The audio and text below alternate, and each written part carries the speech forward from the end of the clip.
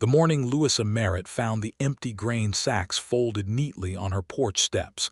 She felt the ground shift beneath her feet in a way that had nothing to do with the Kansas earth. They were clean, washed and folded with a precision she did not recognize as her own, stacked in a careful pile beside her door like an offering or a confession. Her hand went to her mouth.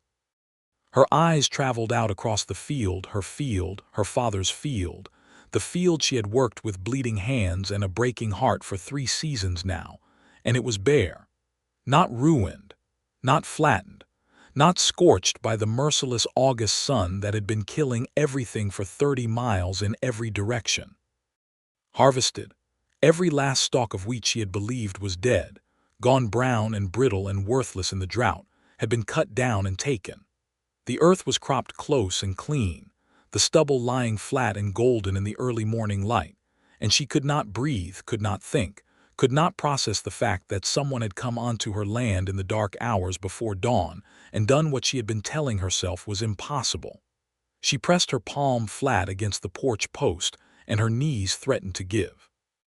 3 weeks. 3 weeks she had been watching those stalks die, standing at the fence line every evening with her arms crossed over her chest and her jaw clenched, refusing to cry in front of the open sky. She had done the mathematics in her head so many times that the numbers had started to feel like a punishment. 30 acres. 40 cents a bushel, maybe, if she could get it to market in decent shape. The mortgage note due on the 1st of September, 12 days away. And now someone had been here, in the night. Quietly, without asking permission, without announcing themselves, working in the dark while she slept. And they had saved something she had already begun to grieve. The grain sacks were not empty. That was when she realized it, when she lifted the top one from the stack and felt the weight of it full, solid, tied off at the top. All of them, every bag. She sat down hard on the porch step and pressed her forehead against the rough canvas of the nearest sack and stayed there for a long moment, not crying, just breathing. She needed to know who had done this, and she had a terrible, warm, frightening feeling that she already knew. But to understand how she had arrived at this moment, sitting on her porch steps in the pale Kansas dawn with her heart hammering and her carefully constructed walls beginning to crack, you had to go back 6 weeks. To the morning sheriff, John Covington had ridden onto her property uninvited and changed everything. It had been early July, and the heat was already the kind that pressed down on a person like a physical weight.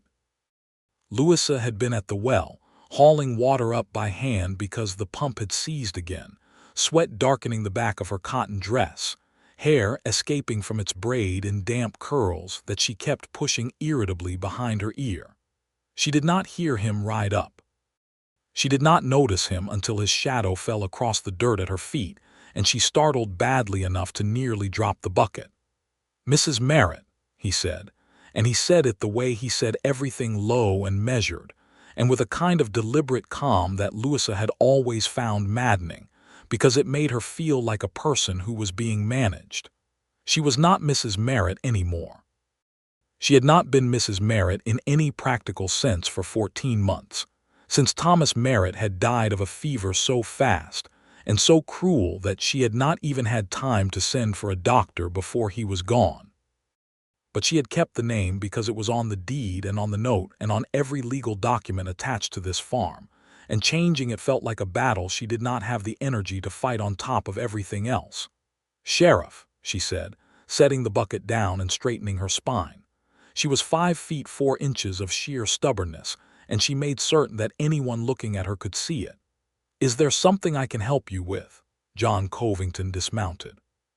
He was a tall man, broad through the shoulders, with dark hair going a little silver at the temples, and a face that was not handsome in any conventional sense, but was the kind of face you remembered. There was a seriousness to it, a steadiness, that Louisa had spent 7 months finding ways to avoid looking at directly. He was 34 years old. She was 28. They had been neighbors in the loosest possible sense.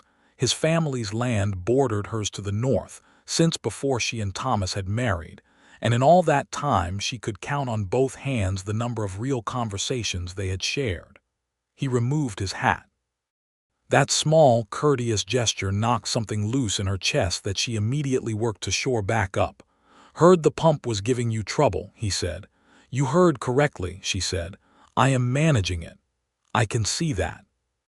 He looked at the bucket, at the soaked hem of her dress, at the rope calluses already reddening on her palms, and he did not say a single word about any of it. He said, "I know a man in town who can fix it for half what the hardware store charges. Bill Archer, good with machinery. I can send him out if you like." Louisa studied him. There was no pity in his expression, which was the only reason she did not dismiss him outright. She had been drowning in other people's pity since Thomas died, and she was profoundly, thoroughly tired of it. "What do I owe you for the referral?" she asked. The corner of his mouth moved. It was the closest thing to a smile she had ever seen on John Covington's face, and it lasted approximately 1 second. "Nothing," he said. "It is a neighbor doing a neighborly thing. Nothing more." She believed him. She should not have believed him so readily, she told herself later, but she did. Bill Archer came 2 days after that and fixed the pump for $4, which Louisa paid with money she had been saving in a tin under the kitchen floorboard. And the water ran clean and cold again. And she stood at her kitchen window for a long moment afterward, feeling something that she refused to label gratitude toward John Covington specifically. She saw him again at church the following Sunday. Dry Grove's little Methodist chapel was the kind of building that made everyone stand close together whether they wished to or not, and Louisa found herself in the narrow aisle beside him during the passing of the collection plate, and suddenly acutely aware of the fact that he smelled like cedar and saddle leather and clean cotton. She handed the plate across him without looking at his face, and he said, very quietly, just for her, "Morning, Mrs. Merritt." And she said, "Good morning, Sheriff," and that was the entirety of it. But she thought about it 3 times before she fell asleep that night, which irritated her enormously. The crops began to fail in earnest in the 2nd week of July. She had known it was coming. Everyone in Barton County had known, watching the sky go empty and merciless day after day, the sun bleaching the color out of everything. But the knowing did not make the seeing any easier. She walked her rows every morning and evening and watched the wheat stiffen and pale, watched the leaves curl inward on themselves, and she calculated and recalculated, and the mathematics never changed. The mortgage on the Merritt farm was $320, held by Harlan Voss at the Dry Grove Savings and Trust. It had been Thomas's mortgage, taken out 2 years before he died to make improvements to the barn and purchase a new seed drill, and the terms were not generous. Voss was not a generous man. He was a thin, watchful man of 50 with the kind of smile that showed too many teeth, and he had come to see Louisa twice since Thomas's death, each time with the same expression of carefully performed sympathy that she had learned to read as pure calculation. The first time he came, she had paid him from what remained in the farm account. The second time she had sold the seed drill. There was no third option she could see. She was at the fence line on the 14th of July, late afternoon, standing perfectly still with her arms at her sides and her eyes moving over the dying field, when she heard horse hooves behind her and turned to find John Covington sitting his bay mare at the edge of her property, watching her. "I am not trespassing," he said before she could speak. "The fence line is right here." She turned back to her field. "I know where my fence is, Sheriff." He was quiet for a moment. Then he said, "It is not as bad as it looks." Something hot and raw moved through her chest. "Do not," she said, very quietly and very clearly, "tell me what my own crops look like." Another silence, longer this time. And then he said, "You are right, I apologize." The apology caught her so completely off guard that she turned to look at him. He was watching her with an expression she could not fully read, not pity, not condescension, something more complicated than either of those, and she found to her absolute fury that her eyes were burning. "I need to go inside," she said. "Of course," he said. She went.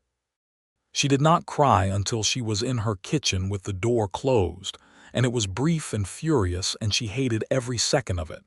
He came back the next day, and the day after that. Not always stopping. sometimes just riding past on his regular patrol of the county roads, but always slowing as he passed her property, always lifting a hand when she was visible. She told herself it was nothing.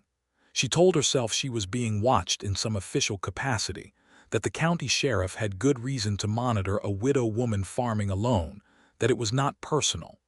Then one evening in the third week of July, he stopped at her gate and called out, "Mrs. Merritt, do you have a minute?" And she walked down the porch steps and stood at the fence because something in the way he said it told her this was not small talk. "Harlan Voss came by my office today," he said. The air went out of her lungs. She kept her face still. Did he? He was asking about the Merritt property in a general way, the way men ask about things when they already know the answers. He held her gaze. "I told him I was not in the habit of discussing my neighbor's business with men who asked general questions." Louisa was silent for a moment. The evening light was coming in flat and orange across the fields, and it caught the angle of his face, and she thought, with a small and traitorous part of her brain, that she had been wrong earlier. He was actually quite handsome, in the specific way of a man who had never tried to be. "He is going to call the note," she said. It was the first time she had said it out loud to anyone. "He might try," John said. "Can he?" "I am not a lawyer, but I know Judge Harrow, who is, and I think it would be worth your time to speak with him." He reached into his shirt pocket and produced a folded piece of paper which he held out to her. "His office address in Ellsworth. He does not charge for an initial conversation." She took the paper. Their fingers did not touch. She was aware, in a way that she found deeply inconvenient, that she was disappointed that their fingers did not touch. "Why are you doing this?" she asked, because she was not a woman who let things go unnamed if she could help it. He was quiet for a moment in the way that she was beginning to recognize meant he was choosing his words with care rather than evasion. "Because I have watched you work this farm for 14 months by yourself," he said, "and I have watched people in this town offer you sympathy with one hand and wait to pick your bones with the other, and I find that I am unable to simply watch anymore." She studied his face. She looked for hidden motives and found none that she could see, which was itself a kind of problem because Louisa Merritt had been managing her own affairs and her own heart since she was 16 years old, and the idea of accepting help, real help, honest help, felt like standing at the edge of something with no rail to hold. "I will write to Judge Harrow," she said. "Good," he said. He put his hat back on. "Good evening, Mrs. Merritt." "Louisa," she said before she could stop herself. He looked at her. Something shifted in his expression, not a smile, not quite, but the possibility of one. "Good evening, Louisa," he said. He rode away and she stood at the fence for a long moment after he was gone, the piece of paper folded in her hands, and something she had not felt in a very long time moved quietly through her chest like the first breath of wind before a storm. She wrote to Judge Harrow the following morning.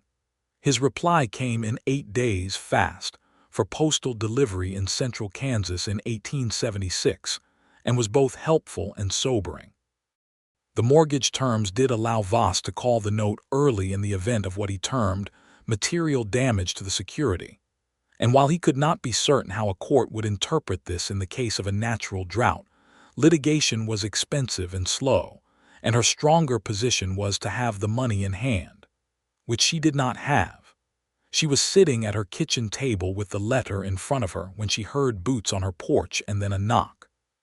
She opened the door to find John Covington standing there with his hat in both hands and the particular expression of a man who was about to say something he had been working up to for several days. "I got a letter from Judge Harrow too," he said. She blinked. "You wrote to him about my case." "I wrote to him about your case before I sent you his address." He met her eyes without flinching. "I want you to know I understand that was presumptuous, and I will not make a habit of acting on your behalf without your knowledge, but I wanted to know the lay of the land before I sent you into territory that might be worse than where you were standing." She should have been angry. She took stock of herself and found that she was not, which told her something important. "What did his letter say to you?" "Same as yours, I expect. Come inside." He said it with a diffidence that was almost endearing, as if he half expected her to tell him to stay on the porch, which she might well have done 2 weeks earlier. She stepped back and held the door open, and he came in and they sat at her kitchen table with both their letters spread between them and talked for 2 hours about the legal situation and the financial situation and the various options available to her. And somewhere in the middle of that conversation, they stopped being a sheriff and a widow and became, without either of them quite noticing, two people who were simply talking. He drank the coffee she made him. He did not offer false comfort. When she said something pragmatic and bleak about her situation, he responded with equal pragmatism and didn't rush to assure her everything would be fine, and she found this so refreshing that she almost told him so. When he stood to go, he said, "I would like to keep helping if you will let me, in whatever capacity is useful and does not compromise your independence." He said the last part specifically, deliberately, and she understood that he had thought about what she needed and what she valued, and had tried to offer something that fit. "I will let you know if I need something," she said. "I know you will," he said. And the implicit confidence in that, the simple certainty that she was capable of asking, undid her more than any amount of soft reassurance would have. August arrived and took the heat to a new cruelty. Louisa irrigated from the well until her arms ached past bearing, but the water table was low and the sun was merciless, and she could feel the wheat giving up by degrees, stalk by stalk, and there was nothing she could do but watch. She stopped going out to the fence line in the evenings because it hurt too much. John came by on a Tuesday afternoon when she was repairing the barn roof, up on a ladder with a hammer and a can of nails, and she heard him below her before she saw him.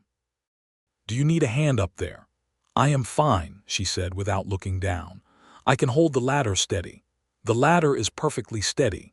A pause, then I will just stand here and be entirely unnecessary for a few minutes if that is all right." She laughed. She surprised herself with it, a short, real laugh that came out before she had any chance to consider whether it was appropriate. She climbed down a few minutes later and found him leaning against the barn wall with his arms folded, looking at her with that expression again, the one she had stopped trying to decode because, whatever it meant, it did something very specific to her equilibrium that she was not prepared to deal with in broad daylight. "I have been thinking about your situation," he said. "Have you?" "The wheat that is still standing even in a bad drought year, late in the season, there is usually some recovery possible in the head. The grain may be smaller, lower yield per bushel, but it is not always worthless. There are buyers in Ellsworth who will take distressed grain at reduced rate." She had known this, she said so. "I know you know it," he said. "I am building up to a question." She waited. "Let me help you harvest," he said. "When the time comes, I have a reaper." He paused. "And I am capable of operating it." She crossed her arms. "I am also capable of operating a reaper. I am not suggesting otherwise." "Then what are you suggesting?" He looked at her steadily. "That it is possible for a capable person to need help and receive it without it meaning anything about their capability. That the two things are not mutually exclusive." She was quiet for a long moment. Out in the field, the wheat stood pale and tired in the afternoon sun. She thought about the note. She thought about Harlan Voss's smile. She thought about this man who had been showing up quietly and persistently without demands or expectations or pity, just offering things and then stepping back. "Let me think about it," she said. "Of course," he said, but she already knew.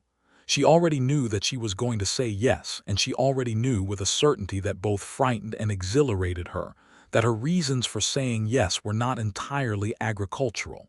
She did not get the chance. Life on the frontier did not pause for considered decisions, and events moved faster than she had anticipated. On the 15th of August, she woke at 3 in the morning with a headache so fierce it had her sitting up in bed with her hands pressed against her temples. She lay back down and stared at the ceiling and listened to the silence, and thought about the wheat and the note and John Covington's steady brown eyes and the way he had laughed only once, a quiet, genuine laugh, when she had made a dry comment about Harlan Voss's toupee at church one Sunday, and she thought about how much she liked that laugh, how much she had found herself engineering small moments that might produce it. She was falling in love with him.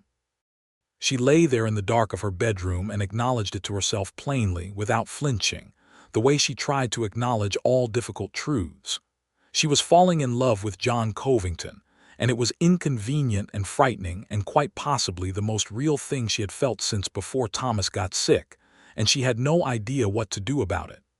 Thomas had been a good man, a gentle man, a hard-working man, a man she had cared for deeply.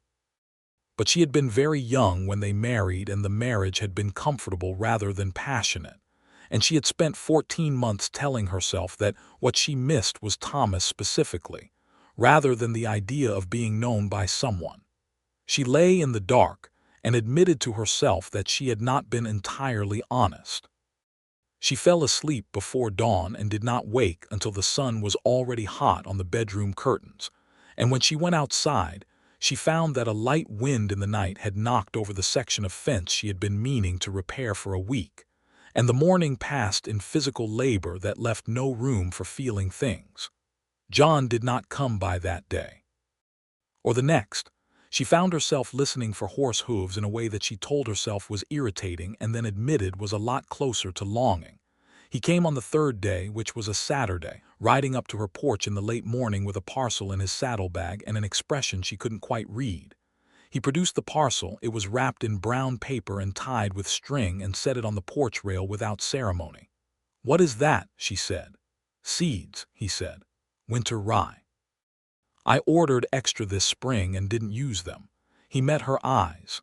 "A late planting in the south field, if the fall rains come in, could give you something to work with for next year." She stared at the parcel. She looked at him. She said, "John," and she heard her own voice catch on his name, and she saw him hear it too. Everything was still for a moment. The wind moved through the dry grass at the edge of the yard. "I do not want your pity," she said. Not because she thought that was what it was, but because she had to say it out loud and watch it be denied, because she needed to hear it. "I know that," he said. "This is not pity." He paused. "I am not sure I have a clean word for what this is," she breathed. She looked at him on his horse, and she thought about all the ways this could go wrong, and all the ways it could go differently from wrong, and she said, "Would you like to come in for coffee?" He dismounted. They sat at her kitchen table for the third time, and this time they did not talk about finances or crops or mortgage notes. They talked about Kansas, about the particular quality of the light in early September, about the way the prairie looked before it was settled, about a book he had read about the survey expeditions of the 1850s that she had also read, a coincidence that seemed to delight him more than he perhaps intended to let show. They talked about where they were from. He was from Missouri originally, had come west at 22 following his older brother who had subsequently gone back east, leaving John with a piece of land and a badge and a life that had built itself around him without him entirely meaning it too. She was from Ohio, had come to Kansas with her parents at 17, had married Thomas at 20, had been widowed at 27, and was now 28 and sitting across a kitchen table from a man who was watching her the way no one had watched her in a very long time. "You are not what I expected," he said, at one point, with a directness that startled her. "What did you expect?" she asked. He thought about it. "I am not sure," he said. "You were Thomas Merritt's wife. I had a sense of you from that. I think I had you wrong." "In what way?" "I thought you were quiet," he said. "You seemed quiet. You were not." She raised an eyebrow. "I was grieving. People in grief seem quiet." "Yes," he said. "I understand that now." He said it in a way that suggested he had personal acquaintance with the phenomenon, and she wanted to ask but did not, feeling that they were perhaps only at the beginning of learning each other, and there were things best arrived at slowly. He left an hour later, and as he was mounting his horse he looked back at her on the porch and said, "Would you have dinner with me in town on Friday? The hotel dining room. I will make a reservation." Her heart did something entirely undignified. "Yes," she said, "I would like that." He nodded, a small satisfied nod, and rode away, and Louisa Merritt stood on her porch and pressed both hands against her sternum and breathed slowly and thought about the fact that she was terrified and that she was going to go anyway. She wore her blue dress on Friday. It was the nicest thing she owned, a cotton and silk mix that had been her mother's, deep blue with small white buttons at the cuff, and she spent 20 minutes putting her hair up and then taking it down and putting it up differently, which she had not done for any occasion in years. John was waiting outside the hotel when she arrived, and the way he looked at her when she walked up the street. It was not the look of a man being polite. It was the look of a man who was genuinely affected and was not quite managing to hide it, made the 20 minutes with her hair entirely worth it. The hotel dining room was the nicest place in Dry Grove, which was not saying much, but it had white tablecloths and real china and a menu printed on a folded card, and John held her chair for her in a way that was automatic and unperformative, and they ate roasted chicken and boiled potatoes and drank coffee and talked for 3 hours until the dining room was empty around them. She told him about Ohio, about her father's farm and her mother's garden, and the summer she was 12 when a tornado came through and took the barn but left the house, and how she had spent days afterward picking up pieces of things from the fields, putting them back where they belonged, the need to restore order feeling like the most important thing in the world. He listened to this with complete attention and said, "That sounds like you," and she laughed. He told her about his dark past, or what he called his dark past, with a wry self-awareness that told her he was both being honest and slightly deprecating his own drama. He had come west at 22 and spent 2 years doing things he was not proud of, not criminal things, he clarified, but reckless things. The things men did when they were young and angry and not yet sure what they were for. He had gotten the badge at 25, almost by accident, filling in for a sick deputy at the request of the county commissioner, and then finding that the work suited something in him, the need for things to be orderly, the need to protect. "You were angry at what?" she asked. He turned his coffee cup in his hands. "My father," he said simply. She waited. "He was not a kind man," John said. "I left Missouri because staying would have made me into something I did not want to be." He looked up at her. "I have never said that to anyone in this county." The weight of that, the trust implicit in it, settled over her like something warm. She said, "Thank you for telling me." "You make it easy," he said, "to say things." She looked at him across the white tablecloth and the coffee cups, and she thought, clearly and without ambivalence, "I love this man." Not as a process or a direction or a possibility. As a fact, she was not yet ready to say it, but it was true. Walking back to her buggy after dinner, in the blue September evening with the first real hint of cool in the air, he fell into step beside her and their hands brushed once, twice. And then his fingers found hers and she let them. And they walked the rest of the way like that. Not speaking, just walking. And it was the most intimate thing that had happened to her in years. At her buggy he helped her up, his hand warm and steady at her elbow, and she looked down at him from the seat and he looked up at her and said, "I would like to do this again." "I would like that too," she said. She drove home through the dark and the stars, and she was smiling the whole way, and she did not try to stop herself.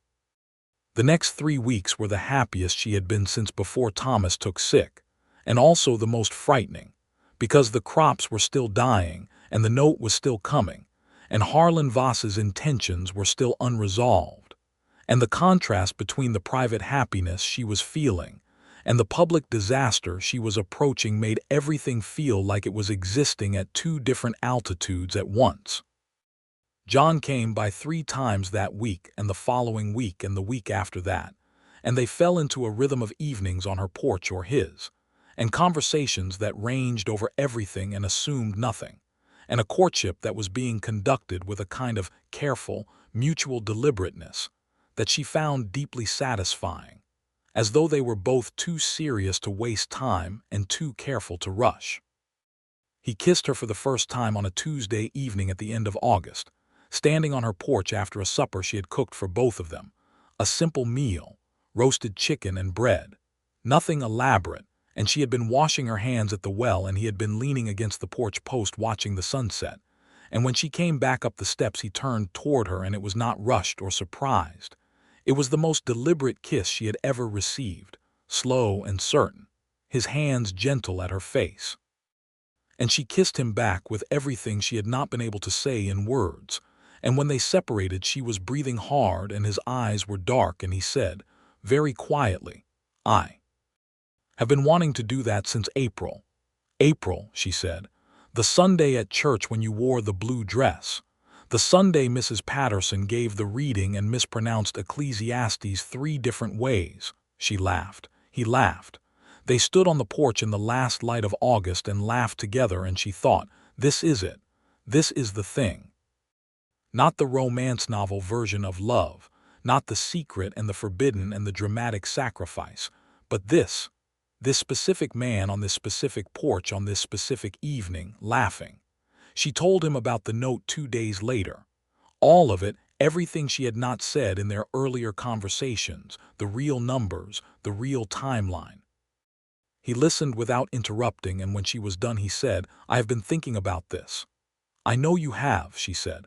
"I want to offer you something," he said, "and I need you to hear it as what it actually is and not as something it is not." She waited.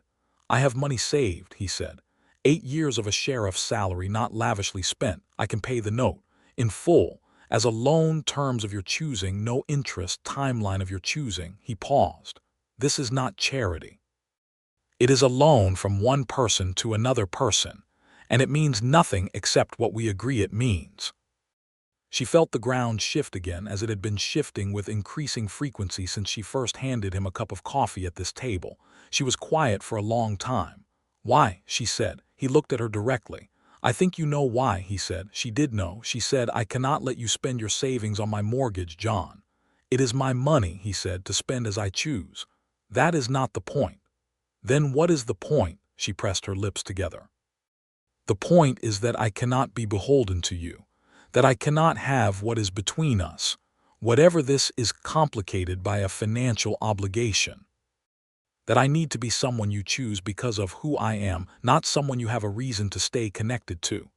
He was quiet for a moment. Then he said, "Louisa, do you trust me?" She looked at him. "More than anyone," she said, and it came out raw and honest. "Then trust me when I tell you that I am choosing you entirely apart from this money, that I would be here, precisely here, doing precisely this, regardless of your crop and your mortgage and your debt. The money is a separate thing. A practical thing, not a reason and not a lever." She wanted to believe that. She believed it. She knew, somewhere in her bones, that it was true. "Let me think about it," she said. "I will still be here when you have," he said. And then the crop situation overtook everything else, because the wheat that had been failing got worse that final week of August, and what she had feared was confirmed. Almost nothing viable, almost nothing she could get to market in time to matter, almost nothing between her and the due date and Harlan Voss's smooth, patient smile. She stood at the fence line on a Wednesday evening and looked at her field and faced it. The wheat was dead. The yield would be negligible. She was not going to be able to make the payment. And she was going to have to either accept John's money, which she was still turning over in her mind like a stone she could not put down, or lose the farm.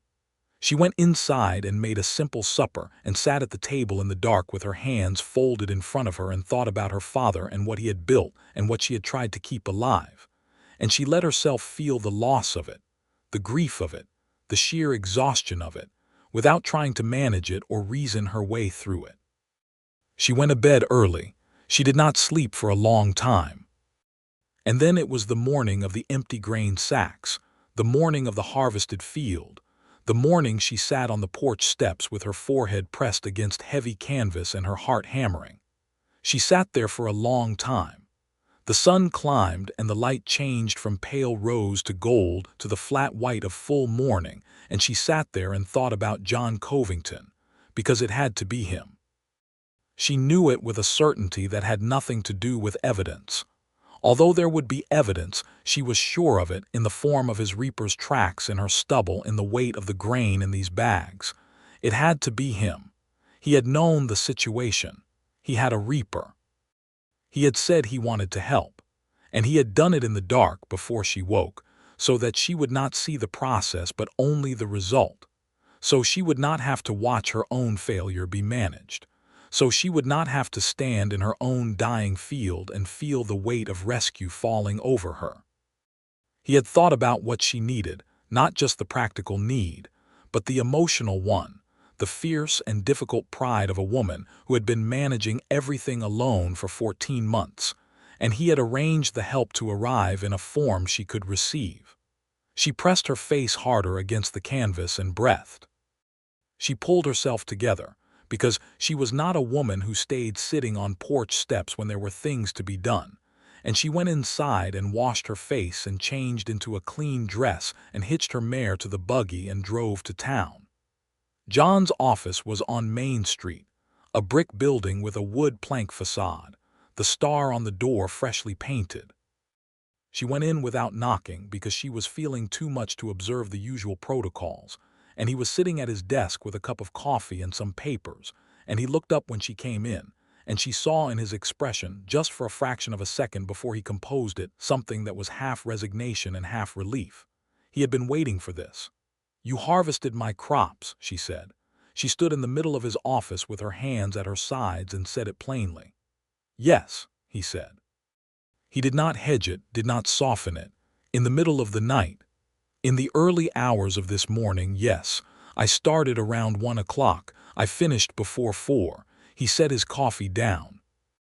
The yield was lower than it should have been, about 60% of what a good year would give you, but better than nothing.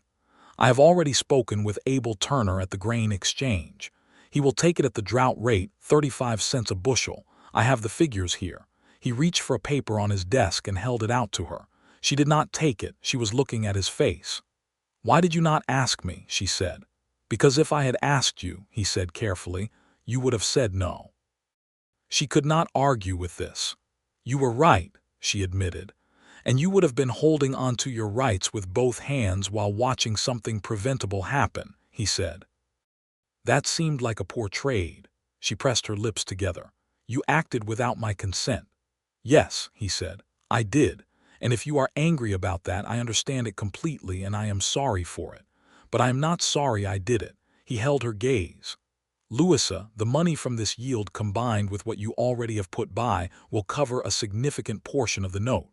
Combined with the loan I offered, you can meet the payment and have something left over for seed and supplies." She absorbed this. "You have already calculated all of this." "I have been calculating it for 3 weeks," he said. "I did not want to say anything until I knew the figures were real." She walked to the window. Outside, Main Street moved along in its ordinary Saturday morning way, a wagon going past, 2 women she recognized from church, a dog sleeping in the strip of shade by the livery. Everything ordinary, everything continuous. She turned back to him. "I am not angry," she said.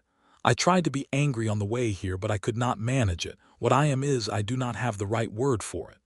"Overwhelmed," he offered. "Perhaps." She shook her head. "You went out to my field in the dark and worked 4 hours alone so I would not have to see it die. You thought about what I could not bear to watch, and you took it away before I woke up." Her voice, to her extreme irritation, was not quite steady. "It is the most thoughtful thing anyone has ever done for me." He stood up. He came around his desk slowly, not rushing, and stood in front of her, and he said, "I want to look after you, Louisa. I know you do not need anyone to look after you, but I want to. There is a difference." She looked up at him. "I know there is a difference," she said. "I am starting to understand the difference." He lifted his hand and brushed a strand of hair from her face with a tenderness so precise that she felt it in her sternum. And she stepped forward and put both her arms around him and held on. And his arms came around her, and he held her back, standing there in the middle of his office in the full light of the Saturday morning. And she breathed him in cedar and leather, and the faint smell of an honest night's hard work. And she felt the last careful wall around her heart come down. "I love you," she said, into the warm wool of his shirt. She felt him go still, then a long breath out. "Louisa," he said very quietly, and then, "I have been in love with you since April. Since the Sunday with the blue dress and the mispronounced Ecclesiastes." She laughed against his chest. He laughed too, a low, warm, private laugh, and held her tighter. She stayed for a long time. She did not think about the field or the note or Harlan Voss. She thought about what John had said, "I want to look after you," and she thought about what that meant when the person saying it understood completely that you did not need to be looked after. That understanding was the difference between love and condescension, between partnership and protection, between a man who saw her clearly and a man who saw what he wished she were.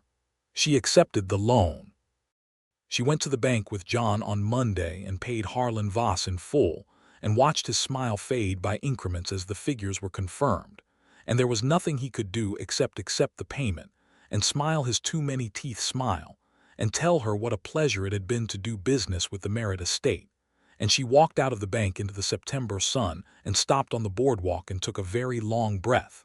John came out a moment later and stood beside her. "How do you feel?" he asked. "Like myself again," she said. "Like the first time in a long time." He took her hand.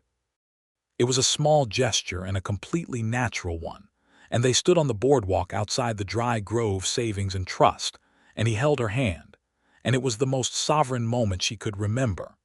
She spent September replanting the south field with John's winter rye seeds, working alongside him on the weekends he was free from his duties, and the labor of it, the clean, purposeful labor of making something grow, felt different from the desperate maintenance of the previous year. It felt like building forward rather than holding ground. They talked while they worked. They talked about everything, the way people do when they are becoming the primary landscape of each other's inner life. He told her about his brother Daniel back in Missouri, who had married a school teacher and had 3 children and wrote regularly, and with a warmth that softened John's mouth when he mentioned it. And she told him about her younger sister Clara in Ohio, who painted watercolors and had strong opinions about everything and wrote letters that were like receiving a weekly editorial from the most opinionated person she had ever loved. She wrote to Clara about John. She wrote carefully and honestly, and she could almost hear Clara's response before it arrived, which was, "Come to your senses and marry this man before someone else does." John asked her on a Friday evening in October, standing at the fence line where they had both stood separately on so many evenings, her watching her crops, him watching her, and it was not an elaborate production. He had the ring in his pocket, a simple gold band that had been his grandmother's, and he said, "I have been trying to think of a way to say this that is neither too large nor too small, and I have concluded that the only honest way is plainly, I want to marry you, Louisa. I want to build a life with you on this land. I want to be the person you come home to and the person you leave in the morning and everything in between. And I love you in a way that I think is going to keep growing for the rest of my life." She was quiet for a moment with the October wind moving through the last of the grass and the western sky going pink and orange behind him, and she said, "Yes, of course yes." There was never going to be another answer. He slid the ring onto her finger and it fit as though it had been made for her hand, and he kissed her in the last light of the afternoon with the empty harvested fields around them, and the winter rye just beginning to show green in the south field, the first new thing, the first promise. They married in November, in the Methodist chapel in Dry Grove, in front of approximately 40 people including Clara, who had come all the way from Ohio for the occasion, and who spent most of the ceremony alternating between crying and shooting Louisa triumphant looks across the narrow aisle. John's brother Daniel could not make the journey from Missouri, but sent a letter so warm and generous that Louisa read it twice and tucked it in the box where she kept important things. The minister was the same one who had mispronounced Ecclesiastes, which Louisa had to work very hard not to mention to John during the ceremony, and they were both fighting smiles for most of the service, which the congregation probably interpreted as simple happiness, which was also accurate. She became Louisa Covington. She wrote it on a piece of paper after the ceremony just to see how it looked, and it looked exactly right, and she folded the paper and put it in her pocket. They spent their first night as a married couple in the farmhouse, which was the only home either of them could imagine wanting, and John had brought flowers from somewhere, dried prairie flowers, purple and gold, in a jar on the kitchen table, and made a fire in the hearth because November in Kansas was not gentle, and Louisa thought, "This house has never felt like this before. Not even when Thomas was alive, not even in the best of those years. It had never felt like this, like a place two people specifically and wholly inhabited together. They were happy. Genuinely, deeply, practically happy, which was the kind of happiness Louisa had learned to trust more than any theatrical version of it. The winter rye grew slowly through November and December, the pale green shoots persistent against the cold earth. Louisa managed the farm with the same fierce competence she always had, and John managed the county with the same steady authority he always had, and they managed the household together in the way that people do when both of them are capable, and both of them are willing, and neither of them is keeping score.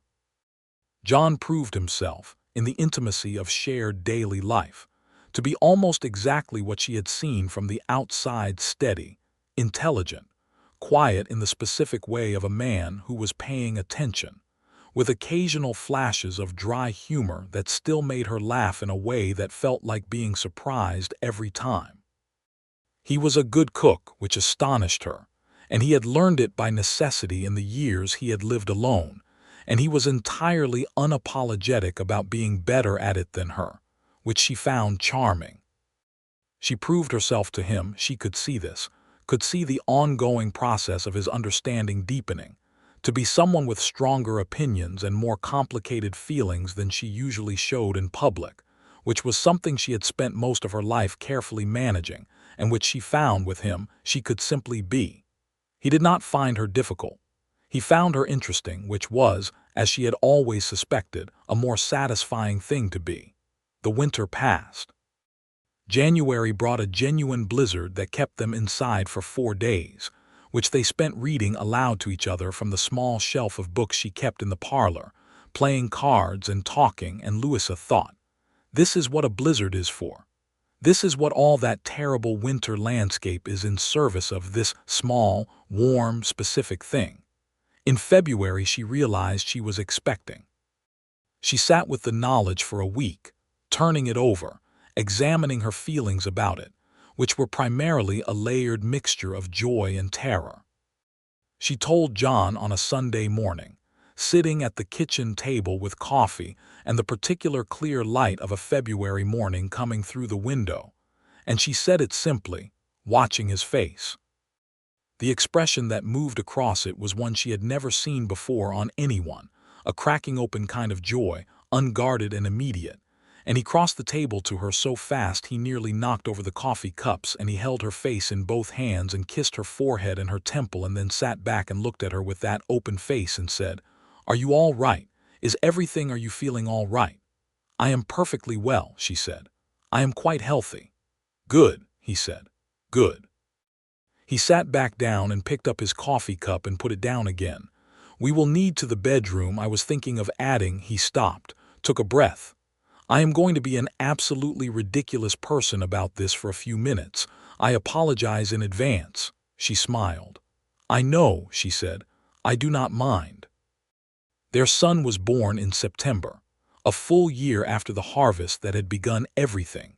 Born in the bedroom of the farmhouse in the last of a hot summer afternoon, with the autumn just beginning to stir in the air outside.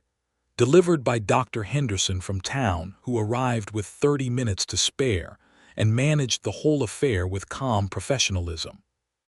John was in the kitchen because the doctor had banished him from the bedroom when his pacing became a hazard to the furniture, and when Louisa heard the baby cry, a strong, indignant cry, the cry of a person who had arrived and had things to say about it, she heard John's sharp intake of breath through the wall and smiled even through the exhaustion. They named him Samuel. Samuel Thomas Covington, the middle name for Thomas Merritt, who had been a good man, and was part of how she had arrived at this place, and the last name for the man whose hand she was holding when she looked at her son's face for the first time, and felt something so vast and particular that it had no name. John held Samuel for the first time with the specific terror of a man who has never held a newborn, both arms completely rigid, staring at the baby's face with an expression of total, undefended wonder, and Louisa lay against the pillows watching him and thought, "This is the real harvest. This is what all of it was for." The farm recovered. The winter rye had done well in the south field, and with John's savings bridging the difficult first year, they had been able to replant the main field with fresh seed in the spring, and the second year's yield was good. Not exceptional, but good, solid, real. Louisa kept the farm books herself, managed the accounts, made the planting decisions, and John never once suggested she should do otherwise. He helped on weekends and in the evenings after his rounds, and they worked side by side in the fields the way that people do when they are equal partners in something that matters to both of them. Harlan Voss had made one more attempt, in the spring of that first year, to create trouble. He had approached the county commissioner with some vague suggestion about the legality of the mortgage repayment, and John had found out about it and gone to see him with a quietness and a directness that Louisa only heard about second-hand from Clara Dobbins at the dry goods store, but which had apparently involved John Covington sitting across from Harlan Voss in a very small office and making very clear, without any specific threat and without raising his voice, that interference with a private legal transaction would be taken seriously by the county sheriff's office and that he had a long memory. Voss had not bothered them again. The injustice of a system that had made it so easy for Voss to prey on a widow woman was something that Louisa thought about often and talked about with John in the evenings. The way the law bent toward men of property, the way women's financial circumstances were entirely dependent on having a man attached to them, the way her own farm had required her to keep Thomas's name on the deed because her own name carried less weight with the bank.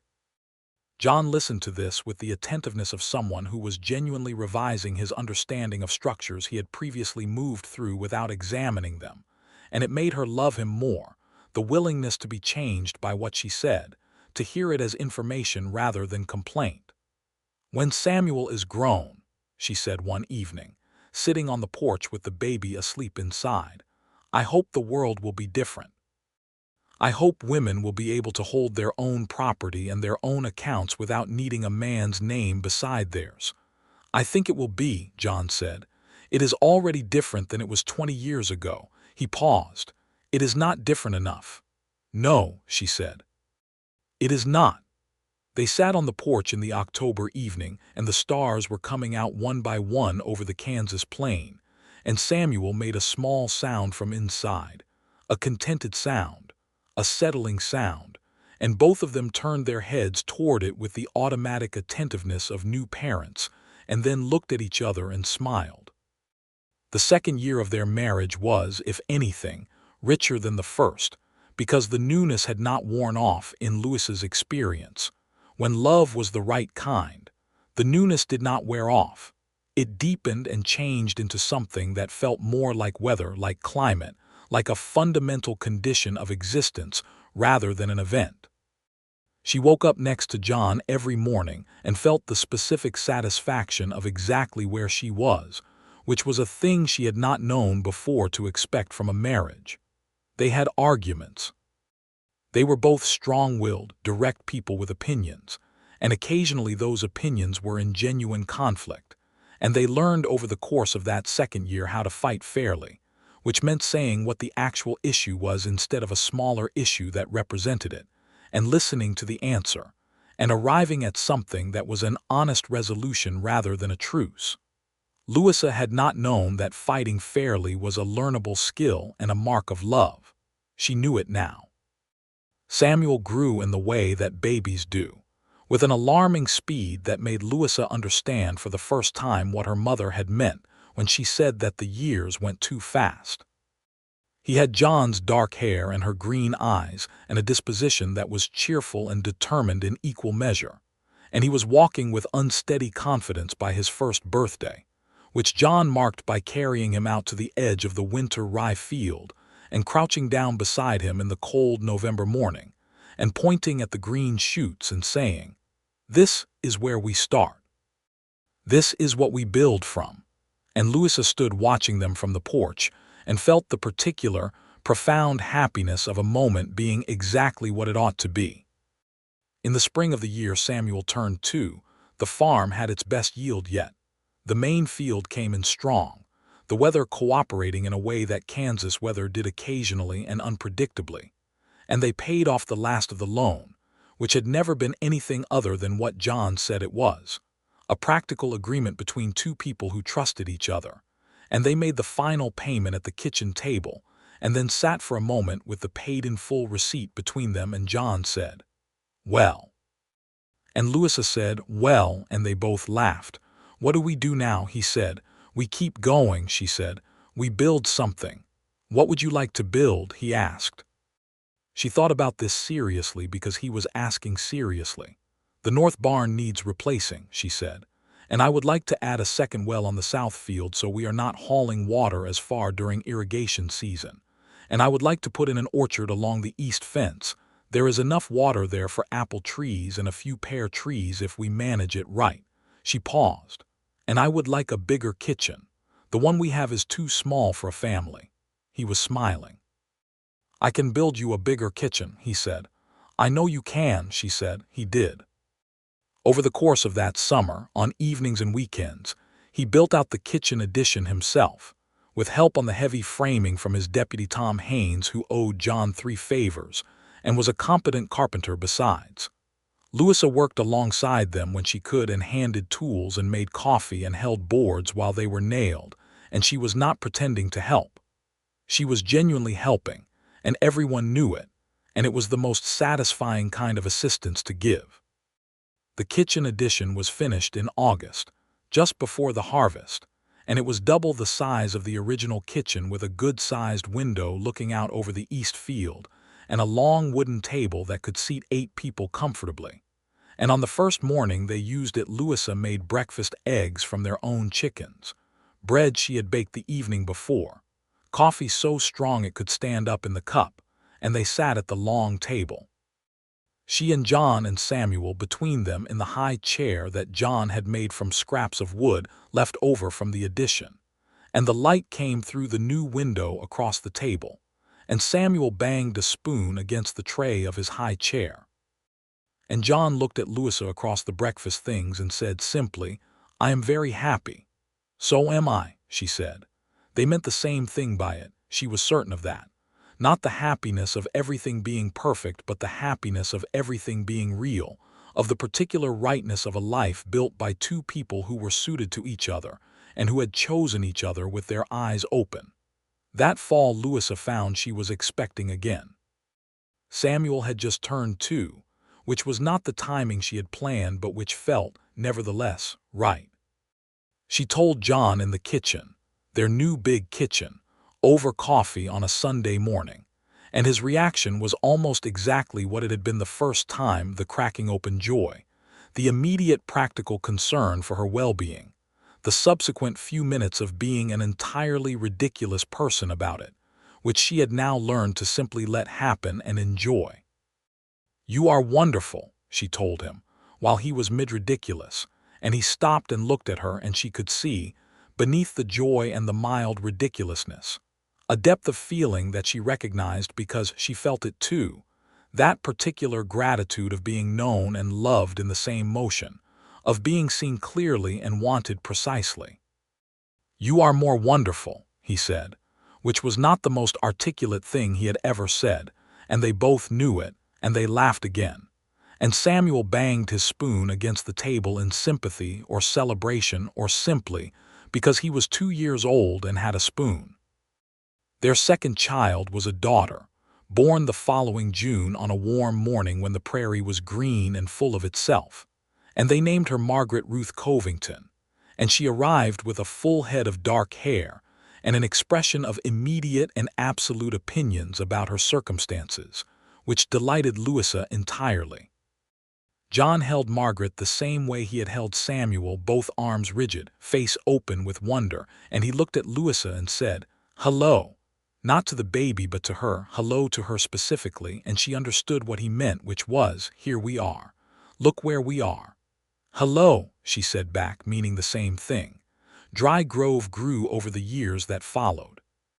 The railroad came through 6 years after John and Louisa married, and with it came new settlers and new businesses and a school district that Louisa helped establish, sitting on the first school board alongside John and 3 others, arguing successfully for a longer school year and a proper schoolhouse rather than the one-room arrangement that had been serving the county inadequately for a decade. She was not the first woman to sit on a school board in Kansas, but she was one of the first in Barton County, and she understood that this was a small thing and also not a small thing at all.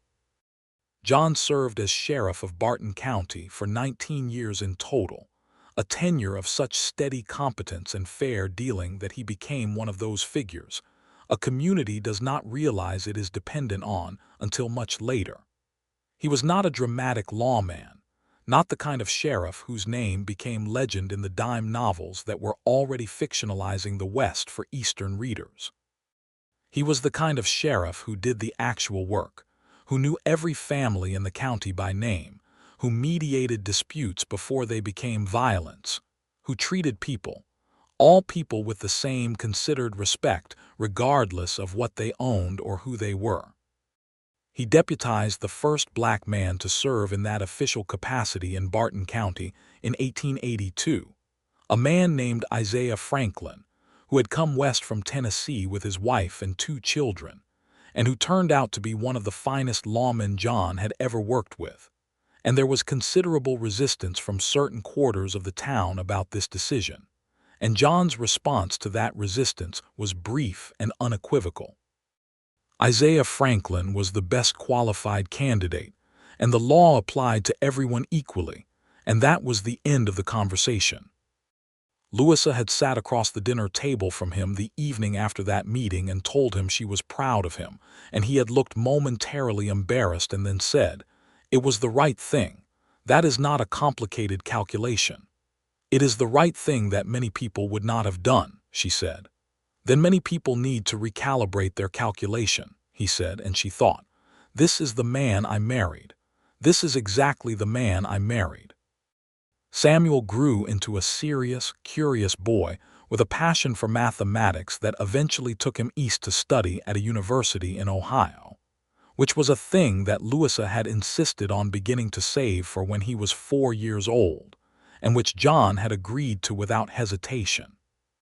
The day they put him on the train was one of the most difficult days of Louisa's life and one of the proudest, and she stood on the platform and watched the train until it was gone, and then she turned and found John's hand and held it and said nothing, because there was nothing to say, and he understood that, and they stood there together for a long moment in the ordinary noise of the platform, and then walked back to the buggy. Margaret grew into a person so specifically herself that Louisa took great joy in simply watching her become it. She was fiercely independent, which she came by honestly, and she had John's steadiness and Louisa's directness, and a talent for watercolor painting that had come from nowhere obvious and expressed itself in vivid, saturated landscapes of the Kansas prairie that Louisa found heartbreakingly beautiful. She was 15 when her mother hung the first one in the new kitchen, on the wall above the long table, and Margaret stood in the kitchen doorway watching her do it with an expression of enormous dignity that was almost but not quite concealing enormous pleasure. They had one more child, born in the year that Margaret turned 4. A son, James William Covington, who arrived in the middle of a spring thunderstorm with such apparent enthusiasm for the proceedings that Dr. Henderson arrived after the fact and found John had delivered the baby himself, which he had done with the same composed, methodical approach he brought to everything, and which he subsequently never mentioned to anyone except Louisa in private conversations, where it was always the occasion for helpless laughter. James grew up to be a farmer. He was the one who stayed on the land, who loved the Merritt farm with the specific and particular love of a person born to a thing, who learned every acre of it from his parents and added to it his own knowledge and his own innovations. And when Louisa was old and John's hair had gone fully silver and they sat on the porch in the evenings watching James work the fields their grandson could now name every row of, she felt the wholeness of it, the completed thing. On their 20th wedding anniversary, John gave her a book he had made himself, not printed, handwritten, in his careful hand, which was the history of the farm, their farm, from its early days under Louisa's father through Thomas Merritt's ownership, and improvements through the terrible year of the drought, and the night harvest through the years of their own building of it. He had interviewed people for it, had written to old records, had gathered what he could, and at the front of it he had written a dedication that said, "For Louisa, who grew things when everything was against it." She read the dedication and then closed the book and sat with it in her lap for a long moment. "I have to tell you something," she said. "All right," he said. "When I came to your office that morning," she said, "the morning after you harvested the field, I came angry. I was going to be angry." "I know," he said, "and I could not manage it," she said. "Because I walked in and I saw your face and I saw in it that you had been up since 1 in the morning doing my work for me. And I saw that you had thought about exactly what I could and could not bear to see, and you had arranged it so I would not have to, and I thought, I cannot be angry at this person. I can only love this person." He was quiet for a moment. The evening light was coming off the prairie in long golden bars, and the fields were green and full, and the house behind them was warm. "I would do it again," he said, "every time."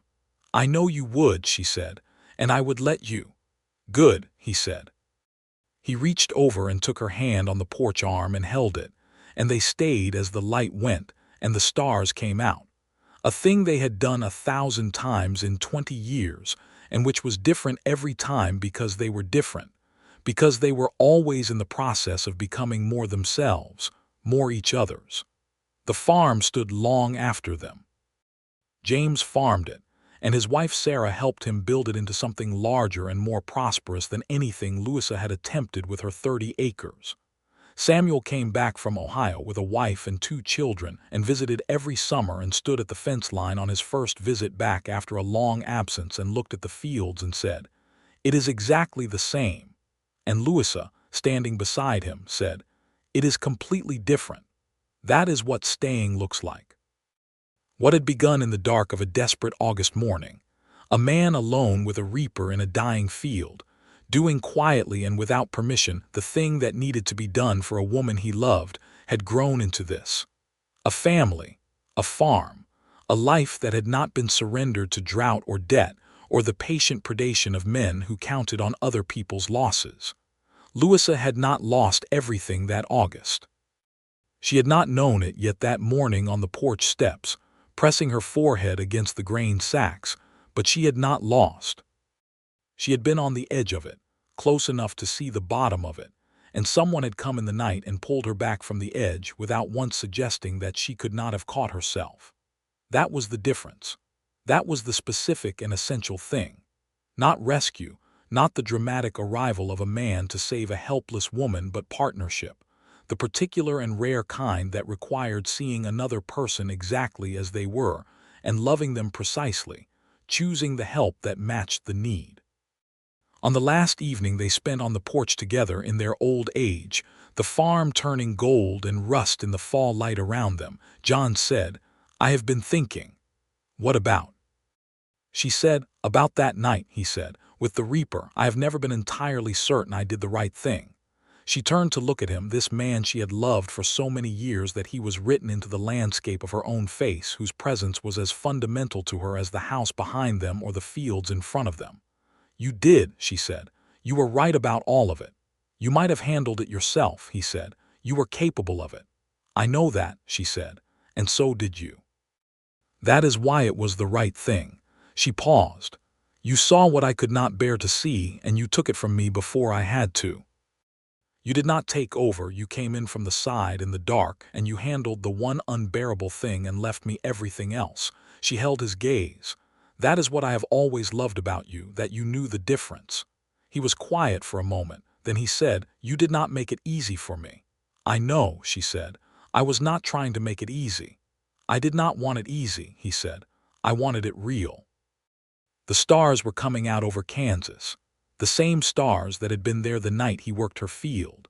The same stars that had been above them on their walk back from dinner in Dry Grove all those years ago. The same stars under which their children had been born and their years had been lived. The same vast, indifferent sky under which the prairie continued to be exactly and entirely itself. And Louisa Covington sat on the porch of her father's farm, which was also Thomas Merritt's farm, which was also hers, which was also theirs, and held the hand of the man who had loved her with enough precision to know exactly what she needed, and breathed the fall air, and was, as she had been for 20 years and more, deeply and completely home.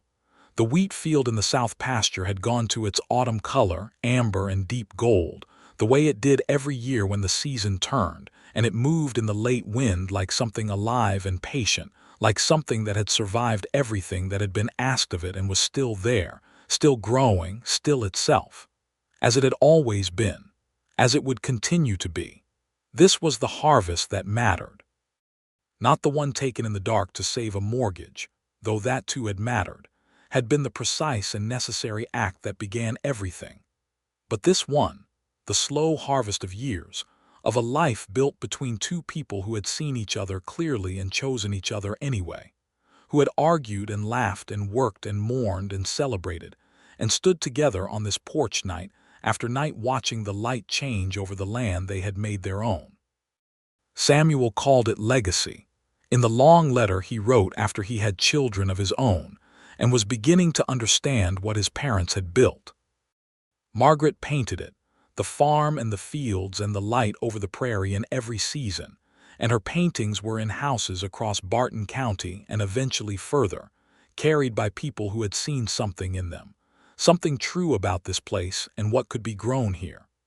James simply stayed and kept farming it, which was the most direct expression of love possible, and which was exactly what his mother had always done.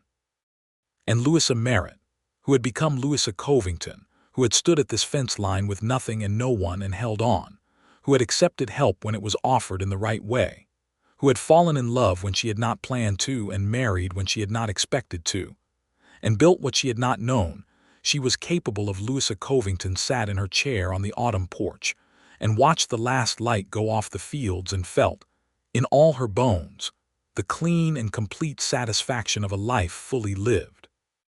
Nothing owed, nothing hidden, nothing unfinished. Just this, the farm, the family, the man beside her, and the quiet, enduring fact of the love that had started in a dying wheat field in the dark. It had been enough. It had been more than enough. It had been, as all the best things are, exactly what it needed to be.